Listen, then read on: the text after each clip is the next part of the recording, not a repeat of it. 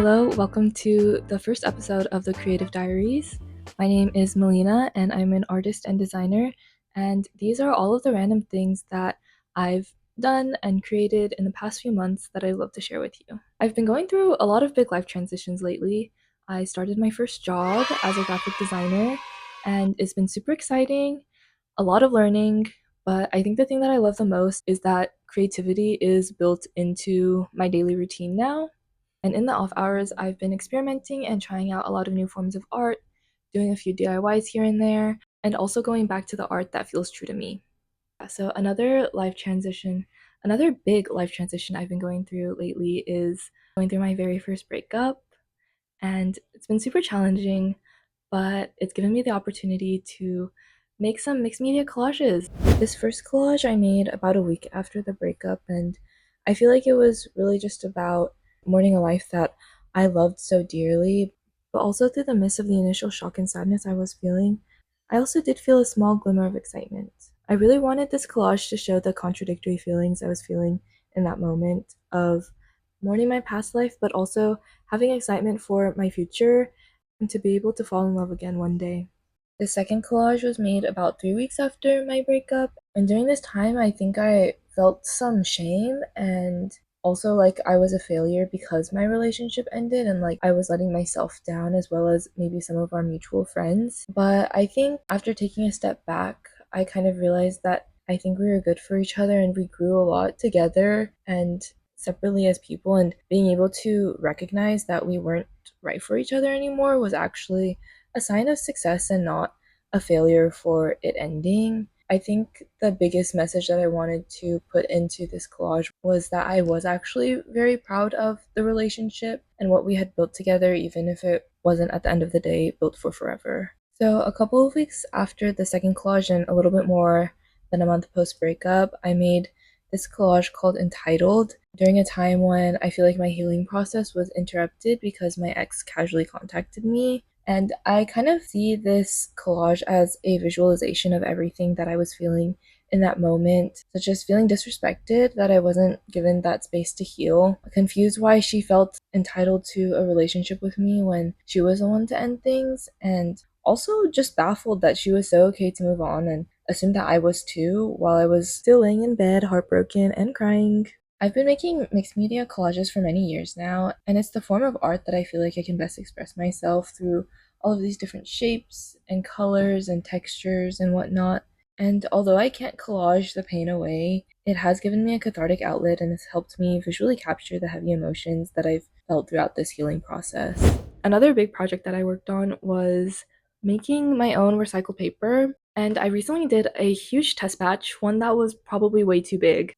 I think the most interesting thing to me was just actually learning the process, learning what works, what doesn't work. I made a lot of really thick sheets of paper to the point where they're closer to egg carton thickness and not paper. All of the thicker papers were turned into little mini books that I hope to give to some of my friends. And the good paper I will be using to print my linoleum stamps on and also make some collages on them too. And the reason why I wanted to do this project in the first place was because I wanted to give my collages and prints more of that handmade feel and also be able to use and add those paper scraps from all of the collages that I make into my art in a different way. A few months ago, I somehow broke these glasses on the end, and I chose to fix it by taking air dry clay and molding it, and it turned out really well. And from there, I got really addicted to doing air dry clay, and I did it like almost every single day for 2 weeks straight. And my favorite thing to make were these Miffy trays, and I got so addicted that I made over 10 of them. I'm someone that just learns from doing and trying, and so I think I loved making the same thing over and over again because I love figuring out how to make something better and better each time.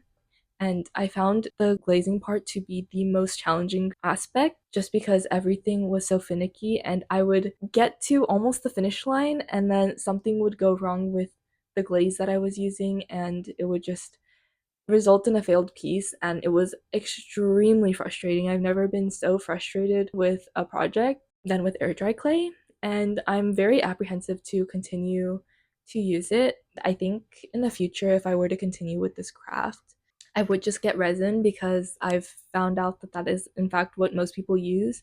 But resin does kind of scare me also because of the fumes.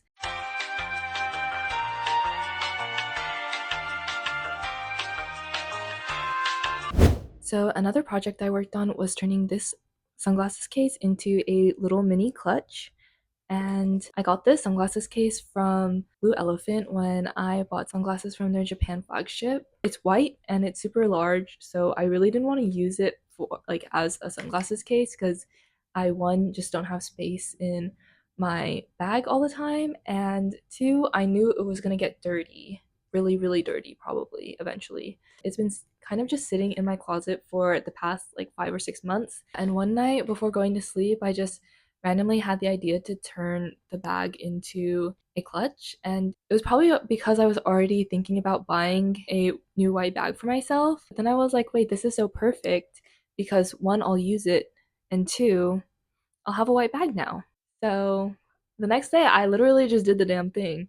And I went to the hardware store and I bought grommets that were definitely for tarps and just put them in on the sides. And then I was looking at different straps that I could hook onto the sides.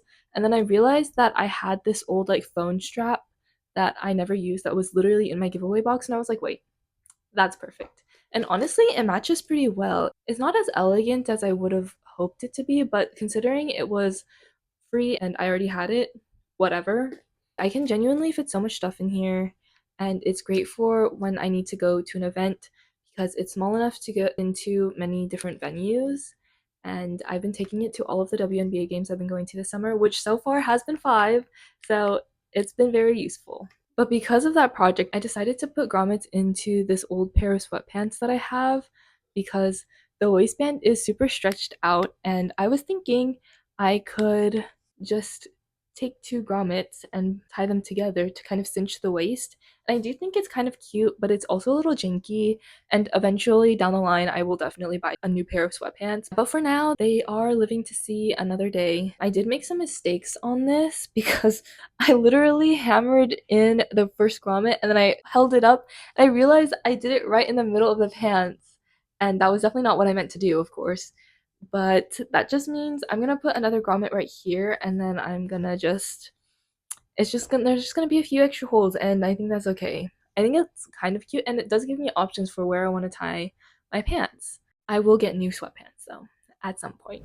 I think the most exciting thing that I have done recently was take a screen printing class, which screen printing has been one of my dreams for a really long time. It's been something I've been wanting to try. I really wish that screen printing were a little bit easier and more accessible, but I feel like there's just a lot of chemicals involved and a lot of things that you need that I don't have space for. So I did take a class and this is the result of it. So I was asked to bring in a shirt and then to come with a design ready.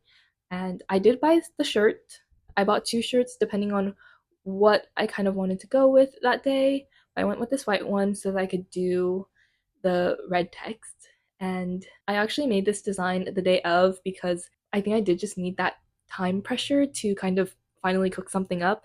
And I'm really pleased with it. So I did this design with pride in mind, but I didn't want something to be too on the nose because I wanted to be able to wear it on a regular basis and also for it to be something like a if you know, you know kind of thing. And I think it turned out really great. I'm really pleased with it. I'm so ecstatic. I also made a tote bag and some prints.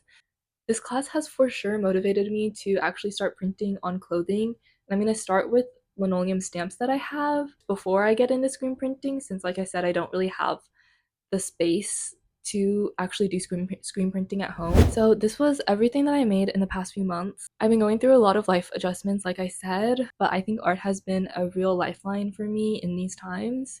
And I hope to do a big shop update soon, hopefully with some ceramic pieces, if you're interested in the Miffy trays. Also integrating some handmade paper into my products, and also making some prints of some of the larger collages that I've made as well. So if you're interested, you can find my Etsy shop at the link in the description or probably right here, I assume. But yeah, thank you so much for joining me in my very first video. I hope this is not the last time I film a video or the last time you join me for one of my videos, but until next time.